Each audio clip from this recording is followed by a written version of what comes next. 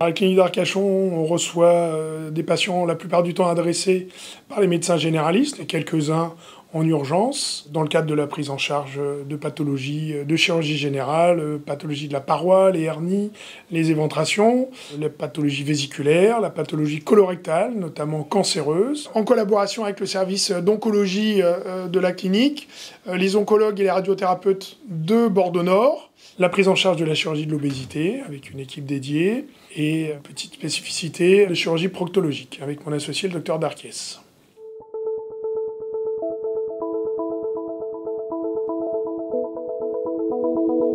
À Bordeaux, c'est une spécialité qui est prise en charge par les gastro-entérologues, avec malheureusement, du fait de leur spécialité, des délais de rendez-vous qui sont assez importants. Moi, j'ai été formé à Marseille et mon associé le docteur Darquies à Tours, qui sont des universités où la proctologie est prise en charge par les chirurgiens. Donc nous avons développé cette activité qui prend beaucoup d'essor actuellement, parce que nous on s'arrange pour avoir toujours des délais à 24-48 heures. Donc voilà, c'est surtout la chirurgie proctologique qui s'est beaucoup développée ces derniers temps avec le reste.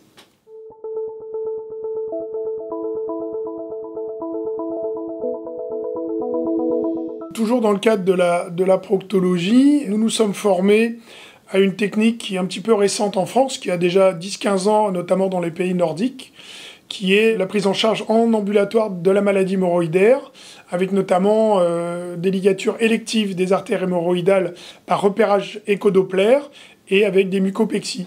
C'est-à-dire que c'est une chirurgie sans plaie, sans ouverture, donc moins douloureuse, et qui se pratique en ambulatoire. Les patients rentrent le matin et sortent l'après-midi.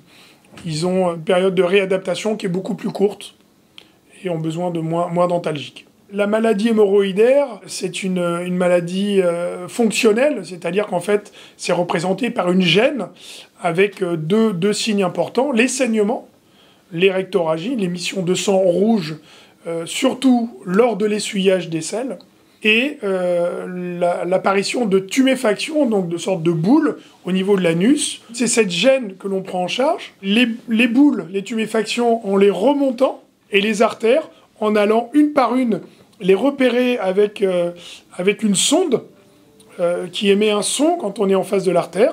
Et quand on est en face de l'artère, on fait juste une suture pour lier et on ferme le robinet.